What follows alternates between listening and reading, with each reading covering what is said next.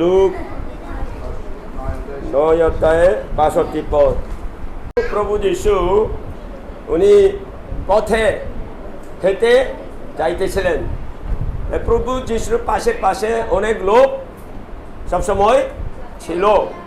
তাই একজন লোক কাছে এসে যিশুকে কথা বলেছেন। ওটা তো আজকে একই অংশ মধ্যে 8:19 পদেও লেখা আছে।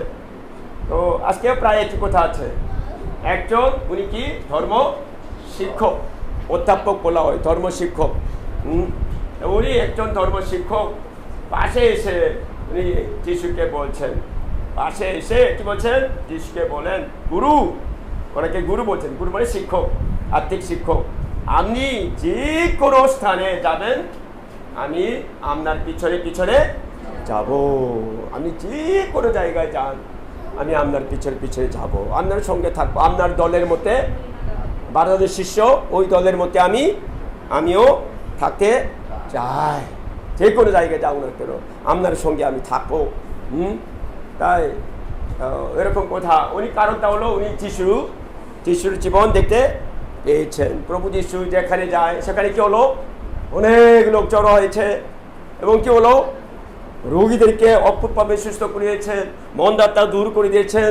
হয়তো যে একবার কি হয়েছে, হাজার হাজার লোককে খাবার দিয়েছেন।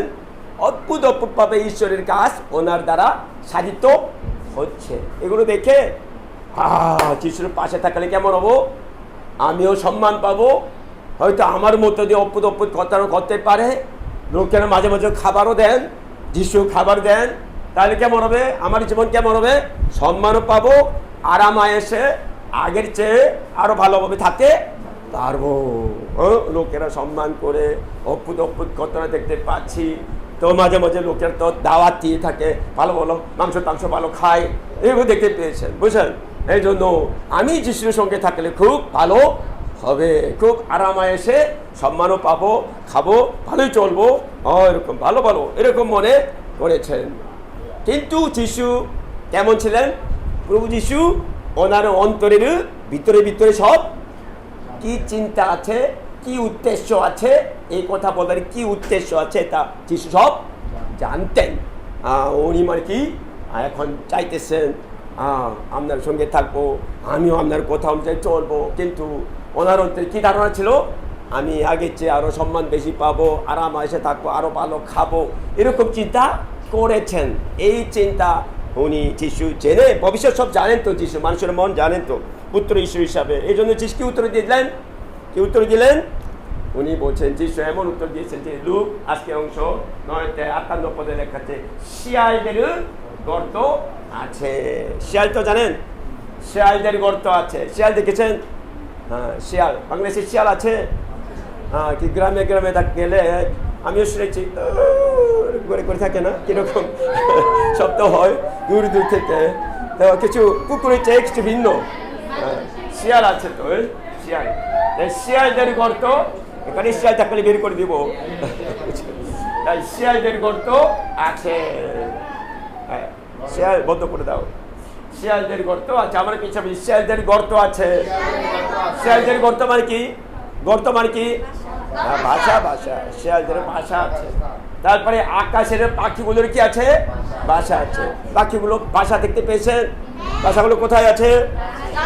গাছে আছে, এরকম। শিয়াল এরকম না, শিয়ালদের গর্ত আছে, তাহলে শিয়ালদের ভাষা, শিয়ালদের বাড়ি বলা যাবে। তাহলে পাখি কি আছে? পাখির ভাষা আছে, এরকম। বুঝছেন? এগুলো বলছেন প্রভু যিশু। হয়তো যিশু দেখতে পেয়েছেন কিছু একটা, তাই পাখিগুলোর ভাষা আছে। কিন্তু মনুষ্যপুত্র হলেকে প্রভু যিশু নিজেকে বোঝায়, যেহেতু উনি জাগতিকভাবে কি যোসেফ এবং মরিয়মের সন্তান হিসাবে এই পৃথিবীতে আসেন না, এই জন্য মনুষ্যপুত্র বলা হয়। কিন্তু মনুষ্যপুত্র নিজের কি রাখার জায়গা নাই, মাথা রাখার স্থান নাই। মানে কি, আজকে কোথায় ঘুমাবো, কোনো নির্মিত জায়গা নাই। কেউ যদি নিমন্ত্রণ করে তাহলে ওখানে ভালোই থাকতে পারবো। আবার বৃষ্টির সময় যদি কেউ নিমন্ত্রণ যদি না করেন, তাহলে কোথায়, কোনো বাসা বেরান্দা হয়তো থাকতে পারে, অর্ধেক বৃষ্টি ভিজেও থাকতে পারে। ঠিক না? এরকম অবস্থা হবে। যিশুর পিছনে যিশুর সঙ্গে চলা, সবসময় উনি 3 বছর পর ঘুরে ঘুরে ঘুরে প্রচার করছেন। এই জন্য নির্পিত জায়গা, আগেকালে আজকালের মতো ভালো ভালো হোটেল আছে এরকম না তো, বুঝছেন? এই জন্য কেউ নিমন্ত্রণ না করলে কেমন হবে, এমনি মানে কি রাস্তায় হয়তো ঘুমাতে হবে, এমন অবস্থা। ইসরায়েল দেশে তো মাঝে মাঝে খুব শীত আছে, গরমও আছে, শীতও আছে, এমন জায়গা। এই জন্য অথবা মানে কোথায় মাথা রেখে আজকে ঘুমাবো, এটা কোনো নির্পিত জায়গা নাই। অর্থাৎ আমার সঙ্গে চলা মাঝে মাঝে ভালো হবে, হয়তো কেউ দাওয়াত দিলে ভালো খাইতে পারবে, কিন্তু মাঝে মাঝে দাওয়াত না দিলে কী হবে? টাকা কম থাকলে কেমন হবে? 2 বেলা না খেয়ে চলতেই হবে, এবং ঘুমানোর জায়গাও ভালো জায়গা নাও পেতে পারে। এরকম দুঃখ কষ্ট, এরকম থাকার জীবন তুমি কি আমার সঙ্গে চলতে পারবে? তুমি আমার সঙ্গে কি চলতে পারবে, আসতে পারবে? এরকম প্রশ্ন করিতেছে। তখন এই কথা শুনে উনি কি করলেন? ওই লোকটা কি করলেন? উনি কি করলেন? এই কথা শুনে উনি মনে হয় চলে গেছে, কারণ ওনার ব্যাপারে বাইবেলে আর লেখা নাই। তাই যিশু বলছেন মনে মাথা রাখার জায়গাও নাই, তো কোনো গৌরব পাওয়া যাবে না, অনেক সমস্যা হবে, কষ্ট পাবো না, তাহলে আমি যিশুর সঙ্গে থাকবো না, যিশুর পিছনে আসবো না বলেছেন, বুঝছেন? তারপরে যিশু আরেকজন কাছে ছিল, এইবারে যিশু কথা বলেছেন। এবারে আরেকজন, উনি আগে কথা বলেনি, কিন্তু যিশু ওনাকে একটা কথা বলে দিয়েছেন। আরেকজনকে এইবারে যিশু ওনাকে বলেছেন। যিশু ওনাকে বলছেন, লুক 9:59 লেখা আছে, আরেকজনকে যিশু বলেন, আমাকে অনুসরণ করো। আমাকে অনুসরণ করো মানে কি? আমার সঙ্গে চলো, আমার কথা শুনো, আমার কথা অনুযায়ী চলো, আমার অনুসরণ করো, আমার পিছনে আসো, আমার কথা অনুযায়ী আমার শিষ্য হও, এই কথা আমাকে বিশ্বাস করো। তখন উনি কি বলছেন? উনি কথা বলছেন যে কি, লুক 9:59 লেখা আছে, প্রভু আগে আমার পিতাকে কি করবেন? কবর দিয়ে আসতে অনুমতি দেন। মানে ইতিমধ্যে কিছুক্ষণ আগে উনি কি শুনেছেন? ওনার বাবা হয়তো মারা গেছে, মানে হয়তো বেশি অসুস্থ ছিলেন, কিন্তু হয়তো কিছু সময় আগে উনি শুনেছেন ওনার বাবা চলে গেছে। কিন্তু এই সময়ে যিশু কি বলছেন? আমার অনুসরণ করো। আসলে ইসরায়েলেরা, জিহুদিরা এখন এরকম হয়, বাংলাদেশে এরকম হয় না। বাবা মা যখন মারা যায় তাহলে কেমন হবে? ওখানে সন্তান হিসাবে সেই অনুষ্ঠানে অংশগ্রহণ করা দরকার আছে। যিশু জানতেন এটা, একজন মারা গেছে, তাহলে কি তারা আত্মীয় স্বজন বাবা মানে সন্তানকে সবাই মিলে একটি অনুষ্ঠান করে থাকে না? এটা হলো আগে তো ইসরায়েল দেশে এরকম গুহার মধ্যে কবর এই ভিতরে রাখা হতো, গুহার মধ্যে। এরকম করে এরকম অনুষ্ঠান আছে, ওই অনুষ্ঠানে আমাকে কিছু যেতে হবে, আমি কয়েকদিন পরে আসবো, এমন আসবো। তাই আমি আপাতত কি করবেন? প্রভু যিশু এমন সময় আমাকে ডাক দিয়েছেন, এখন খুব ব্যস্ত, আমাকে ওখানে গিয়ে আমাকে যে ওই বাবা তো চলে গেছে, তো ওই যে দাপন করার ওই সময়ে আমাকে উপস্থিত থাকতে হবে, তো এরকম কথা বলেছেন। তখন যিশু কি বলছেন? যিশুর কথা খুব মাঝে মাঝে খুব কেমন হয়, কঠোরভাবে কথা বলছেন, খুব কঠোরভাবে। বাংলা ভাষা বুঝেন? খুব কঠোরভাবে কথা বলছেন। লুক 9:60 লেখা আছে, মুরিদদেরাই নিজ মুরিদদের কবর দিক। মুরিদদেরা মানে কি? যারা মারা গেছে। এখানে মুরিদদেরা বলতে গেলে বাস্তবিক মারা গেছে সেটা না, এই মুরিদদেরা বলতে গেলে আধ্যাত্মিক দিকে মারা গেছে। আধ্যাত্মিক দিকে মৃত মানে কি? ঈশ্বরের সঙ্গে সম্পর্ক কেটে গেছে, বিচ্ছিন্ন হয়েছে, এরকম লোকদেরকে কি বলা হয়? আধ্যাত্মিক দিকে মৃত, সম্পর্ক কেটে গেছে, বুঝছেন? নেটওয়ার্ক কেটে গেছে, এটাকে মৃত বলে, আধ্যাত্মিক থেকে মৃত। বাংলাদেশের বেশিরভাগ লোক কেমন অবস্থা? আসল ঈশ্বরের কাছ থেকে বিচ্ছিন্ন অবস্থা, মৃত অবস্থায় আছে। বুঝছেন? যারা যিশুকে বিশ্বাস করে না, তারা নিজের পাপের কারণে ঈশ্বরের সঙ্গে সম্পর্ক নাই, বিচ্ছিন্ন হয়েছে, আধ্যাত্মিক থেকে মৃত লোক। তাই এই মুরিদদেরাই আধ্যাত্মিক থেকে মৃত আছে। অর্থাৎ তোমার তো ভাই বোন বা অন্যান্য ভাই বোন আছে, তো ওনারা যেন কি করতে পারে, ওই যে বাবাকে কবর দিক, কিন্তু তুমি গিয়ে ঈশ্বরের রাজ্য ঘোষণা করো, অর্থাৎ আমার সঙ্গে গিয়ে সুখবর তুলে ধরো। খুব কঠিন কথা।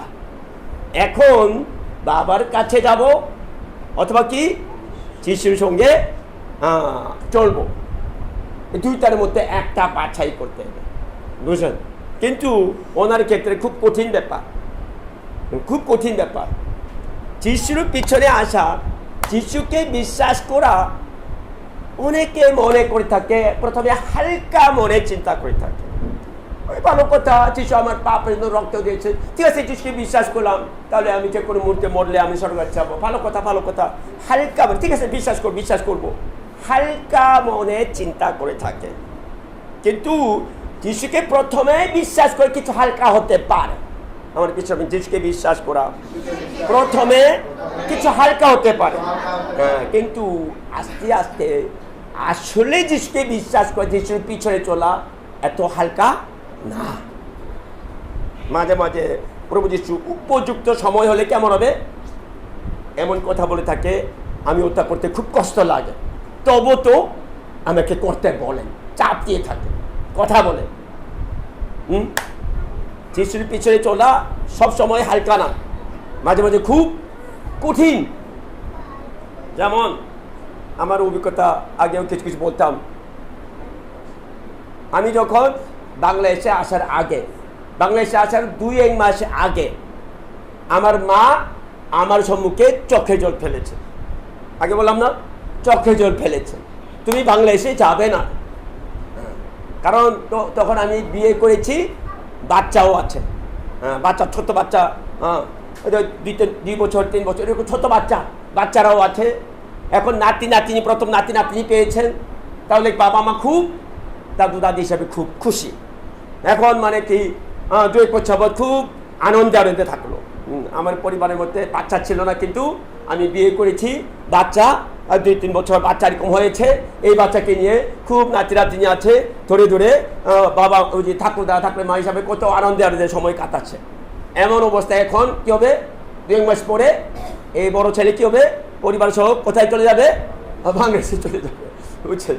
আগেকালে তো, এখন এরকম অনেকে চিন্তা করে থাকে বাংলাদেশে কেমন হয়। তখন অনেক বছর আগে ওই বন্যা যখন আসে, সব ভেসে মানুষ মারা যায়। আগে এরকম কিছু হতো না, অনেকগুলো মারা গেল না একবার। এই জন্য এই খবর ছড়িয়ে গিয়ে কোরিয়ান লোকেরা মনে করতো ওখানে গেলে মারা যাবে, বন্যায় ভেসে মারা যাবে। আমার বাবা মা অনেক ভয় পেয়ে গেছে, তাই জন্য ওখানে গেলে কি হবে, ওই যে ছোট বাচ্চা আছে এদেরকে নিয়ে কি হবে, ওখানে যাবে না।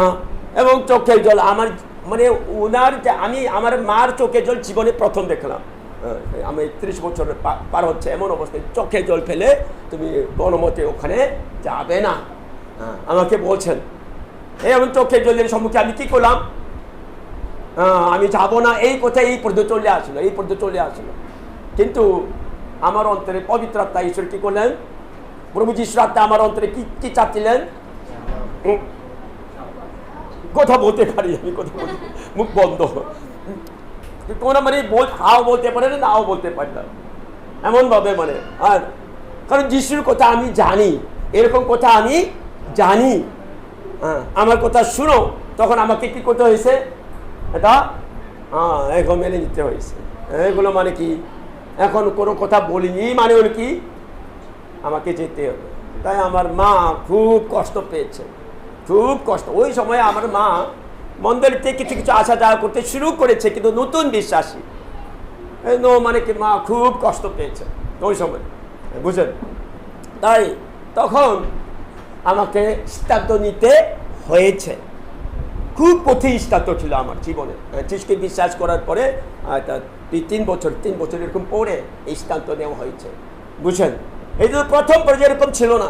যিশুকে প্রথম পর্যায়ে বিশ্বাস করার সময় কিছু হালকার মধ্যেই বিশ্বাস করতাম, কিন্তু আস্তে আস্তে যিশুর আত্মা আমার অন্তরে কথা বলতে এক সময়ে আমাকে এরকম কঠোরভাবে সিদ্ধান্ত নিতে হয়েছে, খুব কষ্ট হলো। তবু তো আমি সিদ্ধান্ত নিলাম, সিদ্ধান্ত নিয়ে চলে আসলাম। চলে আসার কারণে কি হয়েছে, আমাদের যে ঈশ্বর কোনো মতে ঋণী হয়ে থাকবেন না। আমার পিছনে আমাদের ঈশ্বর কোনো মতে ঋণী হয়ে থাকবেন না। আমাদের মধ্যে ঋণ আছে, ঠিক না? ঈশ্বর কোনো মতে কি করবেন না? ঋণী হবেন না। আমি প্রভুর জন্য যদি আমি খুব কষ্ট পেলাম, প্রভু যিশুর জন্য খুব কষ্ট পেলাম, এই কষ্ট ঈশ্বর সবসময় মনে রাখেন। এই জন্য ঋণ পরিশোধ করে দেওয়ার জন্য ঈশ্বর ব্যবস্থা করেন। আমি দেখলাম বলছেন বাইবেলে লেখা আছে না, প্রেমের ঋণ, রোমিও 13:8 প্রেমের ঋণ ছাড়া আর কোন ঋণে আবদ্ধ হয় না। ঈশ্বরও একই রকম।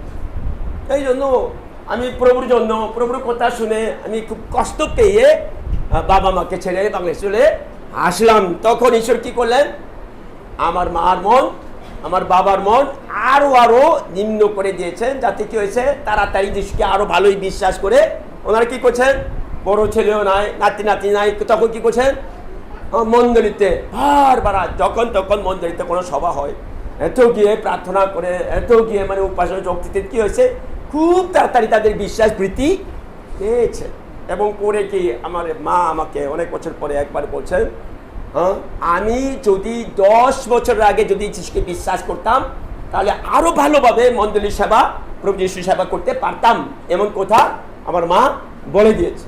ওই কষ্টের কারণে মার অন্তরে অনেক বিশ্বাস বৃদ্ধি পেয়েছে। এবং আমিও বাংলাদেশে এসে ঈশ্বরের অদ্ভুত সাহায্য, নানান ধরনের সাহায্য আমি পেয়েছি। অর্থনৈতিক দিকে বা স্বাস্থ্যের দিকে, সব দিক থেকে অদ্ভুত সাহায্য।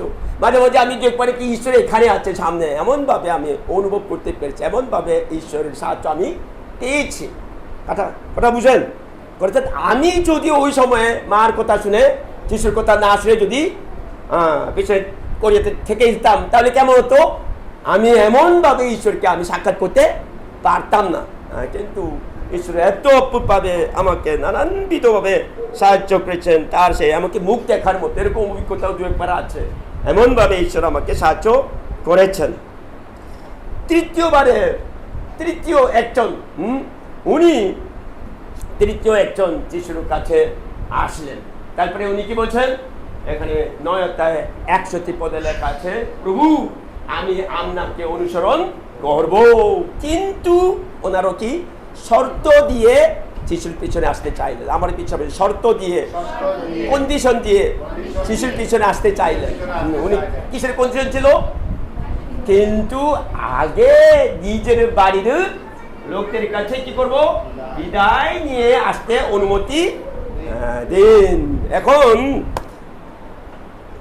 এখন যিশুর পিছনে আসতে চায়, কিন্তু আমি যে চলে গেলে খবর না দিয়ে, তাহলে তখন তো মোবাইলও নাই, তো অনেক ওই কোথায় চলে গেল, সমস্যা হতে পারে না? এই জন্য আমি আপাতত বাড়িতে গিয়ে হয়তো পরিবার আছে তাদের কাছে বলে তারপরে আমাদের পিছনে আসবো। তখন যিশু কি বলছেন? ওনার ইচ্ছা ভালো ছিল, আমি যিশুর পিছনে চলবো, আমি যিশুর শিষ্য হবো, যিশুকে বিশ্বাস করব। কিন্তু কিছু শর্ত আছে। আগেই শর্ত, আগে নিজের বাড়িতে গিয়ে বাড়ির পর্যন্তের কাছে বা বিদায় নিয়ে আসতে পারবো কিনা, এরকম প্রশ্ন করছে, অনুরোধ করছেন। তখন যিশুকে উত্তর দিয়েছেন, আজকে মুখস্থ করেছেন, কি বলা হয়েছে? যে কোনো ব্যক্তি লাঙ্গলে হাত দিয়ে পিছনে ফিরে চায়, সে ঈশ্বরের রাজ্যের উপস্থ নয়। ঈশ্বরের রাজ্যের উপস্থ না হলে কোথায় যাবে? নরকে যাবে, এমন কথা। বুঝছেন? তাই এই জন্য যিশু বলছেন, কি বলছেন? মুখস্থ পত্র, উনি লাঙ্গলে কি দিয়েছেন? হাত দিয়েছেন। হাত আছেন, এখানে দিয়েছেন না, সামনে তো গরু আছে তো, কিন্তু উনি কি সামনের দিকে তাকাচ্ছেন? কোন দিকে তাকাচ্ছে? ওই পরিবারের দিকে তাকাচ্ছেন। বুঝছেন? যিশু ওই দিকে সামনের দিকে টান দিতেছে, কিন্তু ওই দিকে তাকাচ্ছে, এরকম অবস্থা। তাহলে কি লাঙ্গলে কি চাষ করা যাবে? লাঙ্গলে চাষ করা যাবে? এই চাষ করলে এদিক ওদিক অনেক সমস্যা হয়ে যাবে। বুঝলেন? এই জন্য এখানে লোক 9:65 লেখা, যে কোনো ব্যক্তি লাঙ্গলে হাত দিয়ে পিছনে ফিরে চায় মানে কি তাকায়, সে ঈশ্বরের রাজ্যের উপস্থ নয়। তখন এই লোকটা কি হলো? এই লোকটাও মনে হয় যিশুর পিছনে আসেননি, এই লোকটাও মনে হয় যিশুর পিছনে আসেননি। তিনজন ব্যক্তি, তাদের মধ্যে একজনকে যিশু নিজে বলছেন আসো, কিন্তু নানা রকম অজুহাত দিয়ে আসতে পারেনি। দুইজন ব্যক্তিও আমি আসতে চাই কিন্তু শর্ত আছে, তাহলে আসতে পারবে না। যিশুর পিছনে চলা, যিশুকে বিশ্বাস করা, যিশুর কথা অনুযায়ী চলা, এরকম চলতে চলতে কি হয়, প্রথমে কিছু সহজ হতে পারে, কিন্তু আস্তে আস্তে কেমন হবে, কঠিন হবে। কেন কঠিন হবে? কেন কঠিন হবে? কারণটা হলো, আমি কথা বলছি, আবার আমার কথা বলছি। আমি যখন আমার স্ত্রীর সঙ্গে সম্পর্ক করে বিয়ে করলাম, বিয়ে করার 1 বছর আগে থেকে আমি কি করলাম, পছন্দ করে সিদ্ধান্ত নিয়ে তারপর আমরা বিয়ে করব। এই জন্য তো নিজের পরিবারের কাছে, বাবা মার কাছে বলেছি, সেও বাবা আমার কাছে বলেছে, আমিও বাবা মার কাছে বলেছি, বুঝলেন? এরকম করার পরে কি করলাম, আমি মাসে একবার, যেমন এখান থেকে চিটাগং পর্যন্ত যায় এরকম মতো দূরত্ব ছিল, ওখানে বারবার উনি যেখানে আছে ওখানে বারবার মাসে একবার মতো এরকম আসা যাওয়া করেছি, বুঝলেন? আসা যাওয়া করে সময় কী করলাম, তখন আমার টাকা চলে গেছে, মানে অর্ধেক, মানে কি আমার বেতনের অর্ধেক, তখন প্রচারক ছিলাম, ওটা অর্ধেক টাকা চলে গেছে। তারপরে রাতে গিয়ে রাতে চলে আসলো ট্রেন দিয়ে, তো দিন একদিন থাকলো। তো রাতে গিয়ে রাতে আসলে কেমন, রাতে কয়েক ঘন্টা যাবো ট্রেন দিয়ে যায়, আবার তো দিন কাটিয়ে আবার রাতে ট্রেন দিয়ে চলে আসে, তাহলে কেমন হবে? আমার খুব ঘুম কম, অনেক তখন পড়াশোনা করতাম ওই যে বাইবেল স্কুলে, আমি খুব ঘুম কম ছিল, টাকাও চলে গেছে, সময়ও চলে গেছে, খুব ক্লান্ত লাগছে, আমাকে কোনোরকমভাবে এভাবে করতে হবে। কেন এরকম কষ্ট করেছি? কেন এরকম কষ্ট করেছি? কেন এরকম করেছি? কারণ ওনাকে ভালোবেসে, ওনাকে ভালোবেসে ওনার সঙ্গে সারা বাকি জীবন সঙ্গে চলবো, এই সিদ্ধান্ত নিয়েছি। এই জন্য আমার সময়, আমার টাকা, আমার পরিশ্রম আমি খুশি হয়ে সব দিয়ে আমি কি করলাম, প্রায় 1 বছর যাবত সময় কাটালাম। এবং মাঝে মাঝে কি করলাম, ফোন করলাম। আগেকালে তো আজকালের মতো একেবারে মানে কম দামে এরকম ফোন করা যাবে না, একবারে ফোন করলে 1 মিনিটে কত টাকা, মানে কি 100 টাকা উঠে, এরকম টাকা মানে বেশি বেশি উঠে যায়। এই জন্য ফোন করলে কেমন হবে, তাড়াতাড়ি, দূরে করলে তাড়াতাড়ি, ফোনে চিন্তা করলে মানে অনেক টাকা লাগবে। এই জন্য কেউ ফোন করতে মানে কি টাকা চলে যাচ্ছে, বুঝছেন, আরো টাকা দিতে হবে, এমন অবস্থায় আমি ফোন করলাম, কথা বুঝছেন, কারণ টাকা কম, এই জন্য খুব কষ্ট ছিল। তাই আমার টাকাও চলে যায়, সময় চলে যায়, তারপরে কি ঠিক মতো ঘুমাতে পারি না, যে মাসে মানে 2-3 দিন যাবো পড়াশোনার দিকেও কষ্ট হচ্ছে, অনেক কষ্ট। কিন্তু আমি এই কষ্টকে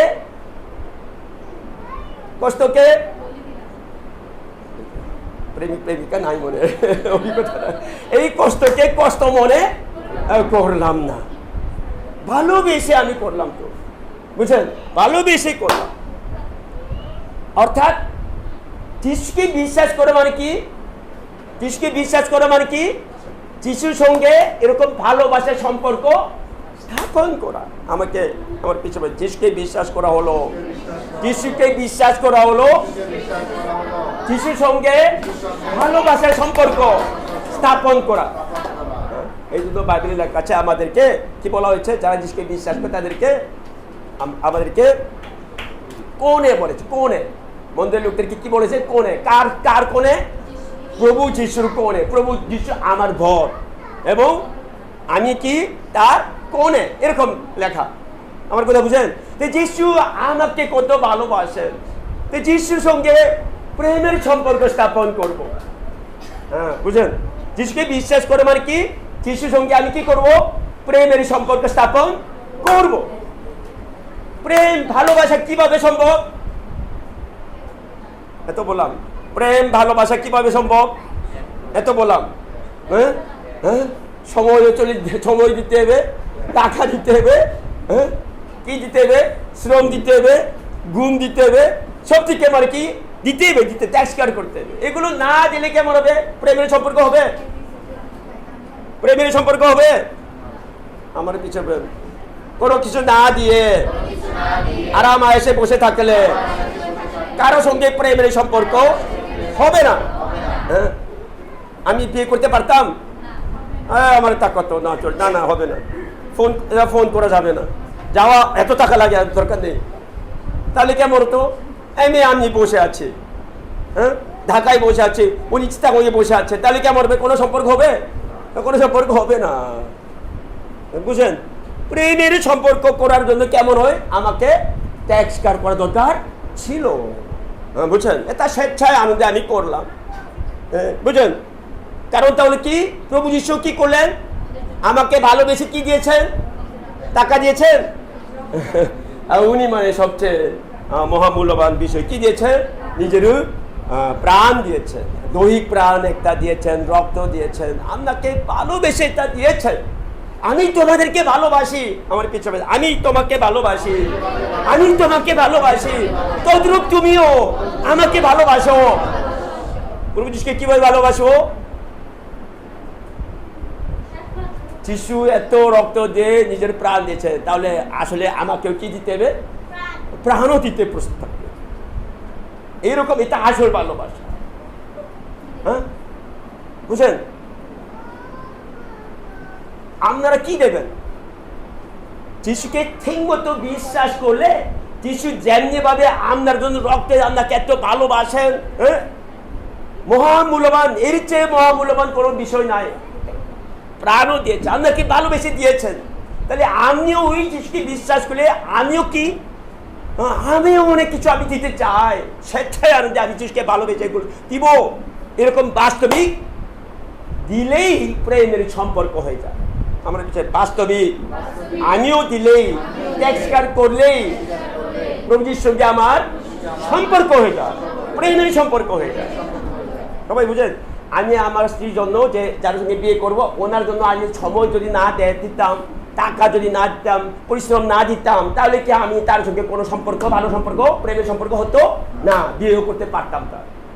আমি সব দিয়ে দিতে দিতে, স্বেচ্ছায় দিতে দিতে সম্পর্ক হয়েছে, ভালো লেগেছে। এতদিন যাবো আমি কি করছি?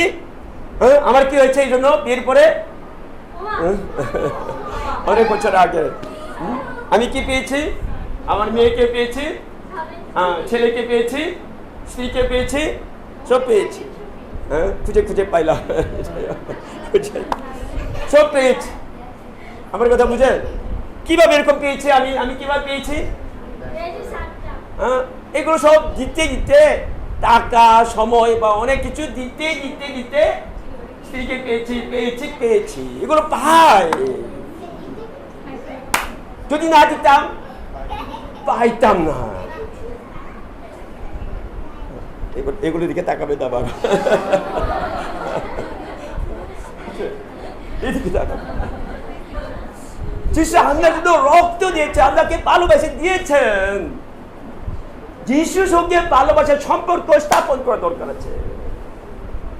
যিশুর সঙ্গে ভালোবাসার সম্পর্ক স্থাপন করলে তখন কি করবেন? তখন থেকে আপনার কাছে কি দেবেন? আমার প্রেমীও, আমার যে কোণে, হ্যাঁ, আমার কোণে, এরকম মনে করে আপনাদের কাছে কি দেবেন? যেটা দরকার আছে এগুলো অদ্ভুত ভাবে যুগাই দেবেন। আধ্যাত্মিক থেকে প্রার্থনা করে তো চোখে জল পেলে খুব ভালো লাগে, ভালো লাগে। প্রার্থনা করি যিশু এখানে কাছে থাকার মতো, এরকম অনুভব হয়। কোনো বিষয় নিয়ে প্রার্থনা করে অদ্ভুতভাবে উত্তর পায়। হ্যাঁ, অদ্ভুতভাবে আমাকে আশ্বাস অভিজ্ঞতা আপনারা অর্জন করতে পারবে। কিন্তু প্রায় অনেকে ভয় পায়, কোনো কিছু ত্যাগ স্বীকার করে দিল, ভয় পায়, ভয় পায়, ত্যাগ স্বীকার করে না। ত্যাগ স্বীকার না করার কারণে কি হয়? যিশু আপনার সঙ্গে ভালো সম্পর্ক রাখতে পারে না। ভালো প্রেমের সম্পর্ক না হলে আপনার জন্য কিছুই করবেন না। বুঝলেন? শুধু মাথা দিয়ে বুঝে, ঠিক আছে, যিশু আমার জন্য রক্ত দিয়েছে, মনে আমাকে ভালোবাসে, থাক। কিন্তু প্রভু যিশুর জন্য কোনো কিছু ত্যাগ স্বীকার করতে চাই না, চাই না। হ্যাঁ, যেমন কি ত্যাগ স্বীকার করে অনেকে যিশুর কথা বলে আসবো আসবো, কিন্তু আসেন না। বুঝলেন? তুই একবার আসে, তারপরে আর আসে না। পাশে গিয়ে কেন আসে না? এই পাশে পাশে লোকেরা আমরা বাধা দেয়, এই জন্য আসে না। বাধা দিয়ে আমার কি কিছু কষ্ট আছে, এখানে আসলে কিছু খারাপ কথা শুনতে হয়, তখন আসে না। এই মানে কি আমি যিশুর জন্য কিছু ত্যাগ স্বীকার করতে চাই না। এই বাধা হলো কি খারাপ কথা শোনা, এটাও একটি ত্যাগ স্বীকার করা। ওই তুমি আমার জন্য একটু কষ্ট পাচ্ছ, সত্যিকার তুমি আমাকে ভালোবাসতেছো, আমিও তোমাকে ভালোবাসি, তখন থেকে প্রভু যিশু আপনার কাছে আসবেন। কিন্তু যিশুর জন্য কোনো ত্যাগ স্বীকার নাই। তো আমার এমনি সময় আছে, ওখানে কিছু এসি বাতাসে আছে, তো কিছু ওখানে গিয়ে এমনি বসে থাকবো, আমার সময় আছে তো এমনি বসে থাকবো, এরা কোনো ত্যাগ স্বীকার না। আমার কথা বুঝেন? এরকম অবস্থা, এরকম হলে হবে না। আমার কথা বুঝেন? এমনি সময় থাকলে আসবো, সময় না থাকলে আসবো না। আসল প্রেমিক প্রেমিকা এরকম করে থাকে? এরকম করে থাকে না। তো প্রভু যিশুকে ভালোবাসা মানে কি? আমি যিশুকে ভালোবাসি, এমনকি মানে বৃষ্টি, সাংঘাতিক বৃষ্টি হলেও আমি যাই হোক আমি আসবো যিশুর কাছে, আমি যিশুর কথা শুনবো। এমনভাবে ত্যাগ স্বীকার করে আসলে তখন কেমন হবে? আপনার এই যে পরিশ্রম ত্যাগ, কে জানেন? প্রভু যিশু দেখতে পাচ্ছেন। তাহলে যিশু আপনার কাছে আরো আসবেন, আরো কাছে আসবেন। আমার পিছনে ত্যাগ স্বীকার করা ছাড়া আসল প্রেম বলা যাবে না। আসল প্রেম বলা যাবে? যুবক যুবতীরা আছে, আপনারা কার সঙ্গে বিয়ে করবেন? আমার জন্য কি করেন? নিজের জন্য কি করেন? কিছু একটু ত্যাগ স্বীকার করে যদি আসে, তাহলে কেমন হবে? ভালোবাসার কিছু প্রমাণ আছে। কিন্তু সে সবসময় কি চায়? আমাকে উপর দাও, আমাকে টাকা দাও, সবসময় ওই সঙ্গে সাক্ষাৎ সঙ্গে কথা বলার কথা সবসময় দেরিতে আসে। তাহলে কেমন হবে? উনি আমার উপর ত্যাগ স্বীকার করে থাকেন না। তাহলে এটা ভালোবাসা আছে? নাই তো, নাই তো। আমার কথা বুঝেন? ভালোবাসা নাই তো। তা প্রভু যিশু আমাকে ভালোবাসে, আপনাকে ভালোবাসে, এত ত্যাগ স্বীকার করেন, নিজের প্রাণ পর্যন্ত দিয়েছেন। তাহলে আমাদেরকে কমপক্ষে কিছু না কিছু ত্যাগ স্বীকার করা দরকার আছে। ধাপে ধাপে বেশি ত্যাগ স্বীকার করা দরকার আছে। আর কি ত্যাগ স্বীকার আছে? আর কি ত্যাগ স্বীকার আছে? কিছু কিছু লোকের আছে বিশ্বাসের মধ্যে, আমার খাবার নাই, আগামীকাল খাবার নাই, তারপরেও দান দিয়ে, এরকম লোকও আছে। তারপরেও দান দিয়ে থাকে। অনেকে কিভাবে দান দেয়? আমার 1 টাকা এখানে আছে, ঠিক আছে, 1 টাকা দিয়ে কোনো কিছু করা যাবে না, এটা দিয়ে দিব। এটা ত্যাগ? যিশু এটা কি গ্রহণ করবেন? ভালো না দেওয়া চেয়ে দেওয়া ভালো, কিন্তু ওরকম না। দান হলো কি? আমি এটা দিলেই খুব কষ্ট পায়, আমি এটা দিলাম খুব কষ্ট পায়, এমনভাবে যদি মন দিয়ে যদি দান দেয়, তাহলে কেমন হবে? আমাদের প্রভু যিশু আপনি বুঝবেন, আপনি আমার যিশুকে কত ভালোবাসেন। কথা বুঝেন? এই জন্য যিশুর সঙ্গে ভালো সম্পর্ক রাখা এগুলো এমনি হবে না। জাগতিক প্রেমে একই কথা। আমি স্বামী স্ত্রীর কথা বললাম না? বিয়ের করার আগে আমি কমপক্ষে 1 বছর আমিও কিছু কিছু ত্যাগ স্বীকার করে, কোনোরকমভাবে ত্যাগ স্বীকার করে, কষ্ট করে আমি তোমাকে ভালোবাসি, তোমার সঙ্গে বিয়ে করবোই, এইভাবে করে ত্যাগ স্বীকার করে তারপরে বিয়ে করলাম। তো বুঝলেন? যিশুর সঙ্গে বিয়ে করা, যিশুকে বিশ্বাস করে যিশুর সঙ্গে বিয়ে করা একই কথা। এই যিশুর সঙ্গে বিয়ে করা, উনি মানে আমার বর, বাইবেলের কাছে আমরা তার কোণে, তাহলে উনি আমার জন্য রক্ত দিয়েছেন, আমাকে স্বর্গে দিয়েছেন, আমিও কিছু দিবই, টাকা হোক বা খারাপ কথা শুনুক বা, ঠিক না? এরকম মতো ত্যাগ স্বীকার করলে তখন প্রভু যিশু আপনার একেবারে কাছে আসেন। আমার কি চাবেন? আমি কষ্ট হলেও প্রভু যিশুকে ভালোবেসে, যিশুকে বিশ্বাস করে কোনোভাবে ত্যাগ স্বীকার করলে প্রভু যিশু আমার কাছে আসবেন, অদ্ভুতভাবে আমাকে সাহায্য করবেন, উত্তর দেবেন, আমি নিজের অবাক হয়ে যাব। এরকম অভিজ্ঞতা পাবো।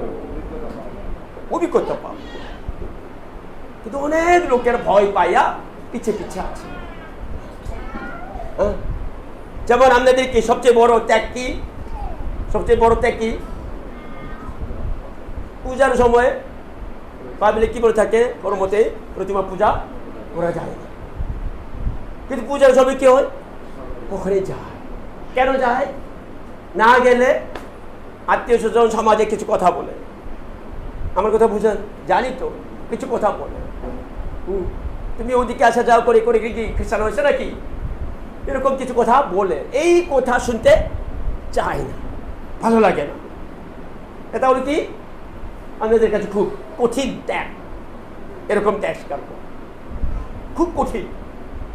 এই জন্য আপনারা সবসময় ওখানে যায় এইদিকে আসে এরকম করে থাকে।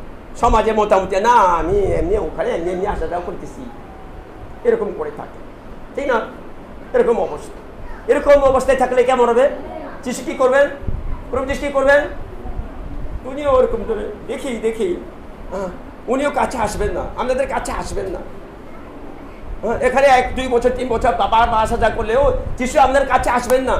আপনারা প্রার্থনা করলেও বেশি উত্তরও দেবেন না। এই আমাকে এত ভালোবাসে, ওইদিকে যাচ্ছ এইদিকে যাচ্ছ মানে কি? যেমন কিসের মতো একজন প্রেমিক, দুইজন মেয়ে আছে, ওইদিকেও যায় এইদিকেও আসে। এখন এইদিকে ব্যালেন্স কোন দিকে ভালো? এইদিকেও যায়, ওই মেয়ে ভালো ওই মেয়ে ভালো। যদি আপনি এটা একজন মেয়ে হিসেবে তো জানেন, তাহলে কি 100% মন দেবেন? মন দেবেন না। আমার কথা বুঝেন? প্রভু যিশু সব জানেন। প্রথম পর্যায়ে এরকম হতে পারে, আমাদের নতুন প্রথম পর্যায়ে হয়তো ঠিক আছে, তো যিশুর কাছে যায়, ওইদিকে দেবতার কাছে যায়, ঠিক আছে এগুলো। কিন্তু এখানে এসে প্রতিদিন বাক্য শুনতে শুনতে শুধুমাত্র কেবলমাত্র যিশু কি আমার কাছে আসো, আমি অদৃশ্য, আমি পুত্র ঈশ্বর, এই ব্যাপারে মেনে নিলেই, বিশ্বাস করলে এবং যিশুকে ভালোবাসলে তখন অন্যদিকে যেতে পারবেন না। মন এরকম হয় না। কিছু খারাপ কথা শুনলেও সমাজ থেকে বা এদিক ওদিক সমস্যা হলেও না না বলুক, আমি এদিকে যাব। আমার কথা বলতে এরকম সিদ্ধান্ত নিয়ে যদি আপনার ভালোবাসা যিশুর প্রতি আছে ওটা যদি প্রমাণ করে দিতে পারেন, তখন প্রভু যিশু কি করবেন? তখন থেকে আপনার কাছে এসে আপনাকে সাহায্য করতে, আপনার প্রার্থনার উত্তর দেন। প্রভু যিশু এত কাছে আছে, প্রমাণ দেখতে পাবেন, সেই প্রমাণ দেখতে পাবেন। আমি এরকম প্রমাণ অনেক দেখতে পেয়েছি। কিন্তু কখন দেখতে পেয়েছি?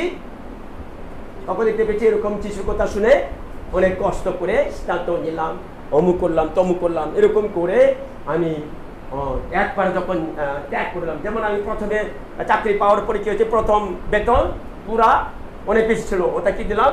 দান হিসাবে দিলাম। আমার হাত এই কাঁপতে ছিল, দিলে অনেক সমস্যা। কিন্তু প্রথম বেতন তো এগুলো সব দিলাম, তখন মানে আমরা হয়েছে কষ্ট পেলাম, বুঝলেন? আমি এরকম করলাম তখন মানে একেবারে ঈশ্বর কাছে আসার মতো আমি নিজে অনুভব করছি। এরকম প্রার্থনা করে উত্তর অদ্ভুতভাবে আসে, আস্তে আস্তে ঈশ্বর সাহায্য করেন। আমি কিছু এরকম ঈশ্বর একেবারে কাছে আছে এমন প্রমাণও আমি নিজেই পেপারে দেখতে পেয়েছি, এমনভাবে ঈশ্বর কাজ করে থাকেন। এই জন্য আপনারাও যিশুকে বিশ্বাস করেন। প্রথম করে যে এমনি আসতে পারে, হালকা মন দিয়ে আসতে পারেন, কিন্তু আসলে যিশুকে বিশ্বাস করা মানে কি? এতটুকু উনি আপনার জন্য রক্ত দিয়েছেন, আপনার কেউ কিছু ট্যাক্স করা দরকার আছে। ওটা না করলে আপনার সারা জীবন আসা যাওয়া করলে কি হবে না? ঈশ্বরের ছোঁয়া, প্রভু যিশুর ছোঁয়া পেতে পারবেন না। হয়তো ঈশ্বর রাজ্যে নাও ঢুকতে পারে। কথা বুঝেন? শুধু মাথায় কিছু বুঝি জানি এইটুকু থাকলে হবে না। যিশুকে সাক্ষাৎ করতে, তার ছোঁয়া পেতে, তার ছোঁয়া মানে প্রমাণ, এত প্রমাণ পেয়েছি উনি আছেন, আমার কথা শুনেছেন, এরকম প্রমাণ পাওয়া যায়, বারবার পাওয়া যায়। কিন্তু ওরকম কারা পায়? যারা এরকম ত্যাগ স্বীকার করে, বারবার ত্যাগ স্বীকার করে, না যিশুকে ভালোবাসবো, আমি অন্যদিকে যাবো না, এমনভাবে সব কিছু থেকে এরকম ত্যাগ স্বীকার করলে এই তার ছোঁয়া পেতে পারে। অনেক লোকের এখানে আসা যাওয়া করেছে, কিন্তু এই যিশুর নামে প্রার্থনা করে উত্তর আসে না, কোনো কিছু হবে না, মনে চলে গেছে। কেন চলে গেছে? কোনো উত্তর আসে না তো। রোগীর জন্য প্রার্থনা ভালো হয়নি তো। কেন ভালো হয়নি? যিশুর সঙ্গে সম্পর্ক হয়নি। ওখানে যায়, এদিকেও আসে, একটু একটা তাকালে দান দিয়ে থাকে, কোনো ত্যাগ স্বীকার করে থাকে না। সময় থাকলে আসবো, সময় না থাকলে আসবো না, হালকা মন দিয়ে আসা যাওয়া করে থাকে। তাহলে কেমন হবে? এরকম লোকের কাছে যিশু কোনো মতেই আসবে না, বিয়ে করবেন না, আত্মার থেকে বিয়ে করবেন না। আমি যদি আমার স্ত্রীকে বিয়ে করে আগে 1 বছর যদি এই 2-3 মাস পরে মাঝে ফোন করি, তাহলে বিয়ে করতাম না। প্রতি মাসে আমি মানে কি টাকা পাইলে আমি আমার স্ত্রীর কাছে যাবো, যে ওই মেয়ের কাছে যাবো, আমি এই করবো, এরকম করে আগ্রহ সহকারে আমি ত্যাগ করে তার সঙ্গে সাক্ষাৎ করেছি, সঙ্গে খাইয়েছি, অমুক করে আমি পরে বিয়ে করলাম। আমি ভালোবাসি তো, দেশেও আমি ভালো, এরকম করে আমি করলাম। তো এই জন্য ভালোবাসা, প্রেম, যিশুর সঙ্গে প্রেমের সম্পর্ক করা এত হালকা ব্যাপার না। আমরা যেহেতু বারবার আসে, এই জন্য আমি বুঝাচ্ছি। এবং ঈশ্বর, তিনি সর্বশক্তিমান পুত্র ঈশ্বর, ওনার সঙ্গে সম্পর্কিত হলে, প্রেমের সম্পর্কে হলে আমাদের সমস্যা ভবিষ্যতে অদ্ভুতভাবে রক্ষা পাবে, সমাধান পাবে। আধ্যাত্মিক দিকে, মানসিক, শারীরিক, সব দিক থেকে অদ্ভুত তার সাহায্য আছে। আমি যিশুকে বিশ্বাস করার পরে অনেক অনেক পেয়েছি। আমি খুশি, আমি খুব খুশি। আমার সন্তানগুলো, নাতি নাতি সব আছে, খুব খুশি। টাকা পয়সা সব দিক থেকে আমি খুশি। হ্যাঁ, বুঝছেন? এইরকম ঈশ্বরের সাহায্য আপনিও পেতে পারবেন। আমেন। প্রার্থনা করবেন। পিতা ঈশ্বর, তোমার ধন্যবাদ করি, আমার অন্তরে কথা বলো প্রভু যিশুকে আমি যেন ভালোবাসতে পারি। যিশু আমার জন্য রক্ত পর্যন্ত দিয়েছেন, তাহলে আমি কি দেব? আমিও যিশুকে ভালোবেসে স্বেচ্ছায় আনন্দে প্রভু যিশুর জন্য, যিশুর দেহ স্বরূপ মণ্ডলীর জন্য আমি কিছু না কিছু ত্যাগ স্বীকার করতে পারি। তুমি আমাকে এরকম সাহস, বিশ্বাস, ভালোবাসা জুগিয়ে দাও। অনেক সময় এই মণ্ডলীতে আসলে পাশে লোকেরা বাধা দেয়, খারাপ কথা বলে, তবুও আমি কোনোমতে নিরাশ না হয়ে প্রভু যিশুকে, কেবলমাত্র যিশুকে বিশ্বাস করবই করব, এমন সিদ্ধান্ত নিয়ে আসতে তোমার ছোঁয়া পেয়ে অদ্ভুতভাবে আমি বাকি জীবন তোমার সাহায্যে চলতে পারি। সাহায্য করো, এই প্রার্থনা প্রভু যিশুর নামে চাই। আমেন।